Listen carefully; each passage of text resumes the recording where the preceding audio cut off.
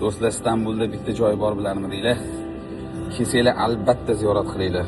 Hozir ko'rasizlar. Mana Hazrati Muhammad sallallohu alayhi vasallamning oyoq izlari do'stlar. Kim kelmagan bo'lsa albatta kelib ko'ringlar, qaranglar, mukammal, go'zal oyoq.